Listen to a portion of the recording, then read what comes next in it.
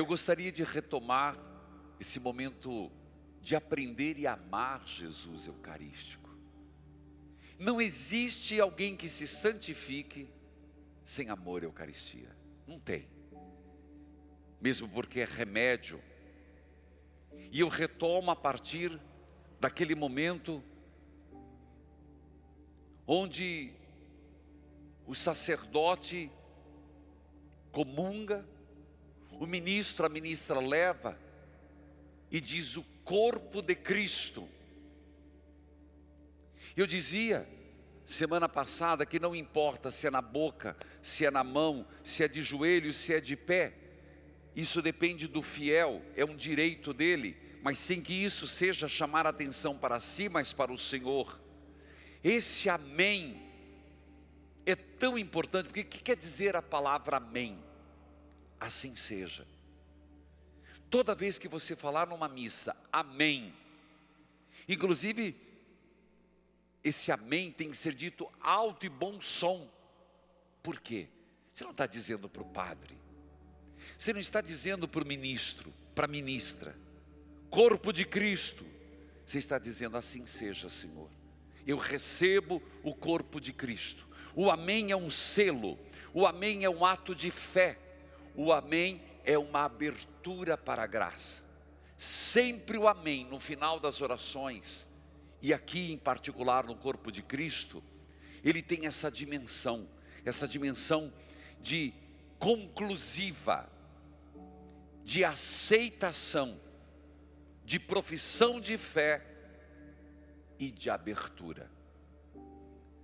Segue depois um momento de silêncio, já falei isso, e vem o oremos. E retomo a partir daqui. O oremos que segue é o oremos que vai pedir a Deus que os frutos, sempre esse oremos fala dos frutos da Eucaristia, recebido como igreja e recebido individualmente. Você lembra aquela oração anterior que o padre faz em silêncio? Semana passada eu fiz em voz alta. Fazei, Senhor, que conservemos num coração puro o que a nossa boca recebeu, que essa dádiva temporal se transforme para nós em remédio eterno. Pois é, a oração que segue nesse oremos, então geralmente é feito assim: oremos em um breve silêncio, pequeno, não é longo. A oração que vem depois, e eu vou pegar da Eucaristia, por exemplo. Da Eucaristia, ela nos diz hoje: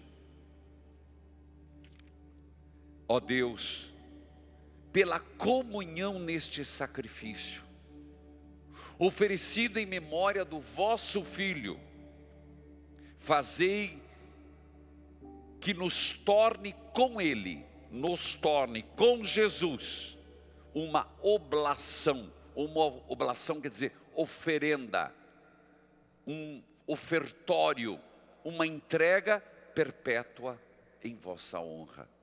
Percebeu? Frutos da Eucaristia. Logo depois, quem vai à igreja, vem um momento crítico. Crítico.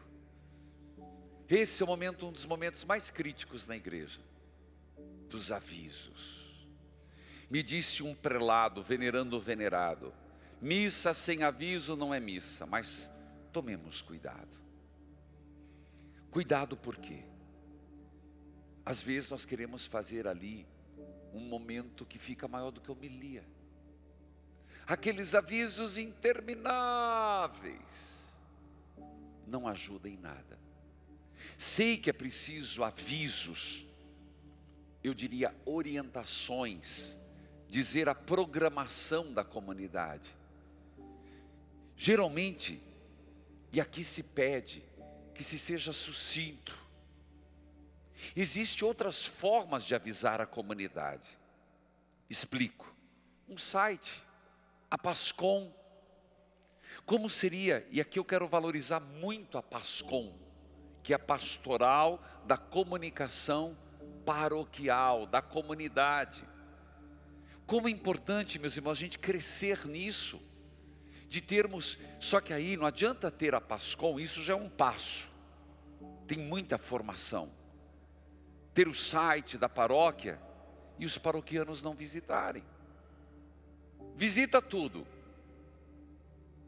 Mas a PASCOM também, dentre tantas coisas de um site, tem um momento de colocar seus avisos. A programação da semana, curso de batismo, curso de noivos.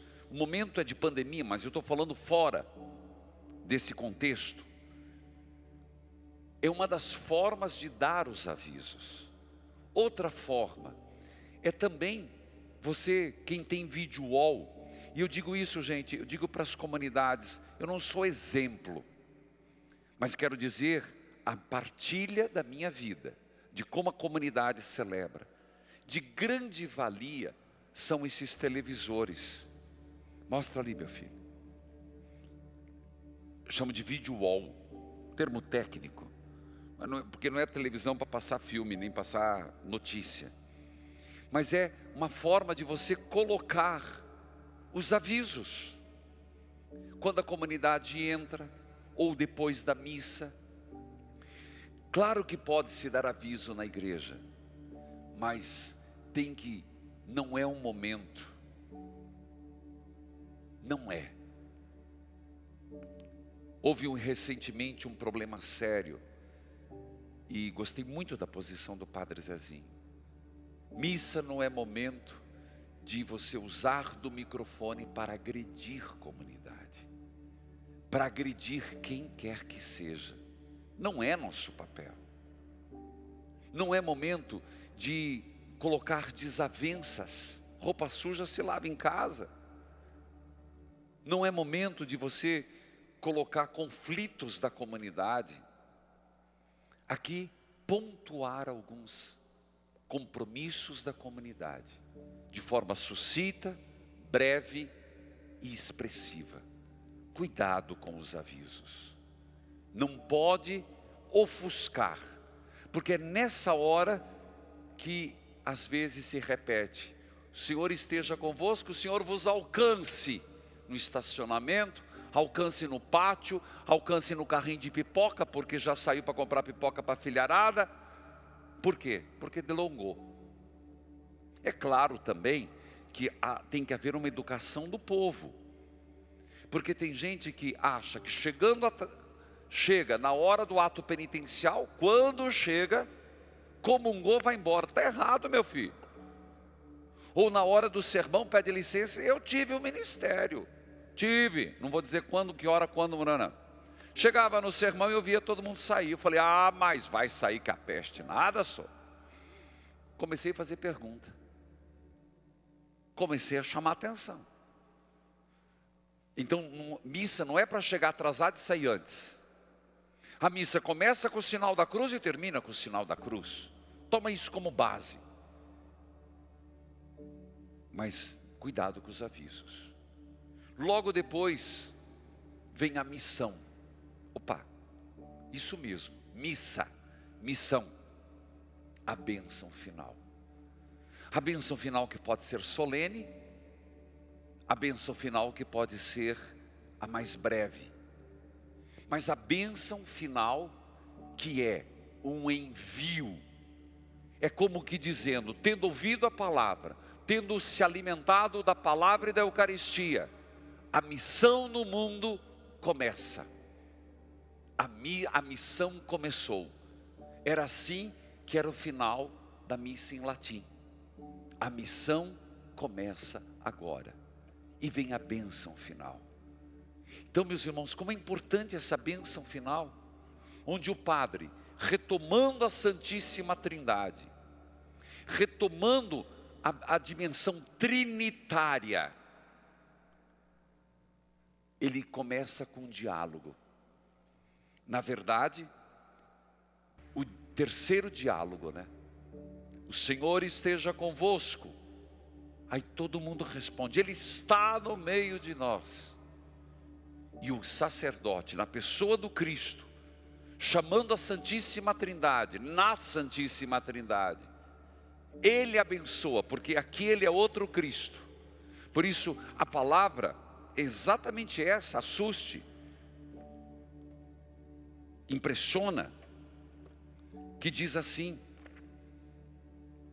o Senhor esteja convosco, Ele está no meio de nós, abençoe-vos Deus Todo-Poderoso, Pai, Filho e Espírito Santo. E a resposta é amém. Não omita o amém. O único amém que não tem, que falam equivocado, é no Pai Nosso. Nessa hora não tem. Mas o amém tem que ser dito forte. E aí vem o envio. Ide em paz. Eu estou usando a forma mais breve. Que o Senhor vos acompanhe. A resposta, graças a Deus. É claro que aí o canto é de envio, né? Aí o canto é de envio. O canto tem que ser de envio, de missão, porque corresponde ao rito. Filhos queridos, com isso nós terminamos a missa parte por parte. E eu sugeria, num primeiro momento, que você colocasse hashtag coração adorador e as perguntas.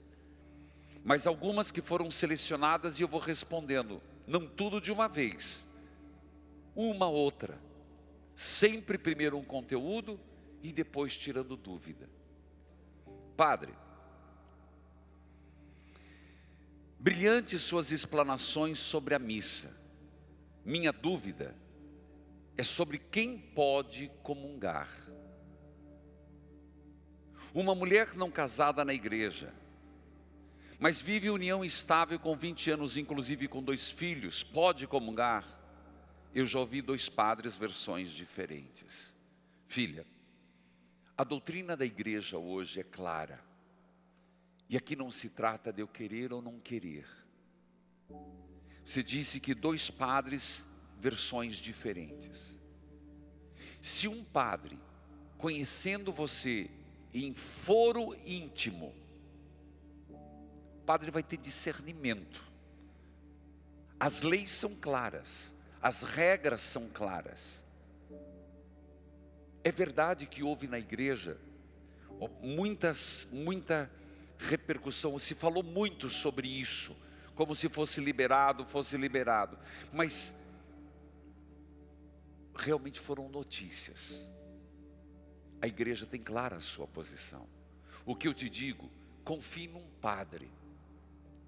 E digo mais, estou usando outro exemplo. Se você tem uma doença, desculpa a comparação, e você vai no médico aqui, o médico fala uma coisa, te dá um remédio. Amanhã você vai no outro, o outro dá um remédio. Aí você, não confio muito, vou no terceiro. Resultado, você está com um diagnóstico diferente e 3 receitas para tomar. Pelo amor de Deus, não tome as 3. Confie em um. Veja todos os elementos. Não, esse aqui se apresenta, ele me passa confiança, tem conteúdo, tem experiência, eu vou com ele. Senão você não vai se curar nunca. Estou te dizendo, não fique colocando os padres na prova. Tem gente que faz isso, de igreja em igreja, vai levando o seu problema. Aconteceu teve gente até de gravar confissões. Tem um movimento ali dos ortodoxos xiitas, católicos, que fazem isso. Isso não é de igreja. Procure o padre da sua paróquia, conta a sua história. Primeira coisa que ele vai observar: existe motivo para nulidade? Ele vai olhar para a vida, ele vai ver, não vai inventar. Os critérios são claros. São 11 os mais comuns que estão no direito canônico. Ele vai olhar para aqueles critérios, vai ouvir o que você diz. Ele vai fazer o segundo processo de ouvir o outro e vai perceber, olha, aqui incide que o seu casamento foi nulo. O que o Papa tem pedido e todos os tribunais eclesiásticos do mundo estão se desdobrando para atender esse pedido. O padre vai encaminhar você para um tribunal. Mas padre, aquele processo é caro. Mentira, é mentira. Não é não. Tem custo, mas é para o processo rolar. Mas não é algo exorbitante, não é. Nesse contexto aí é feito libelo.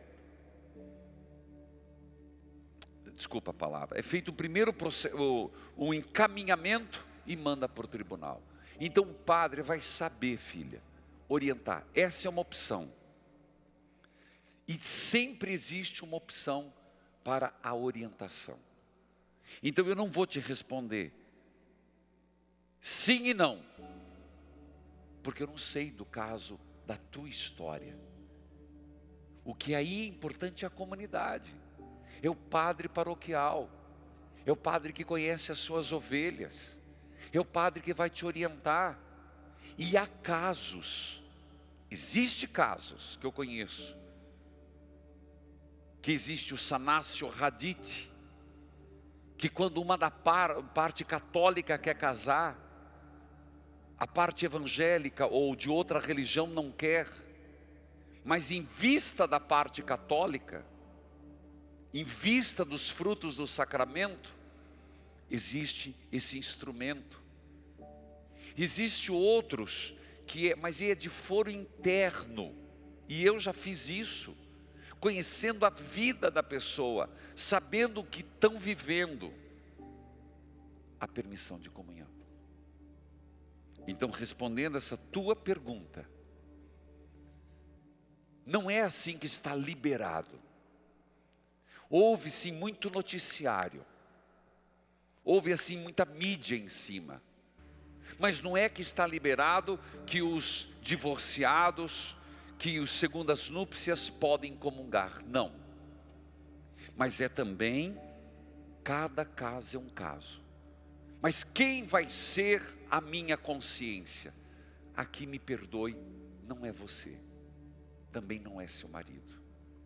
Porque as nossas consciências podem estar relaxadas. Aí é preciso da ingerência de alguém. Aí é a questão de confiar ou não confiar, de fé ou não fé. Queridos irmãos, respondo com clareza, estou tentando ser claro, mas sem ser raso, porque é um assunto que volta muito. Não está liberado, mas é muito importante que neste caso, você procure o padre da sua paróquia. E eu sei, para os recasados, o grande preço e amor que é a Eucaristia. Mas em último caso, quando não é possível a comunhão, você pode fazer a comunhão espiritual.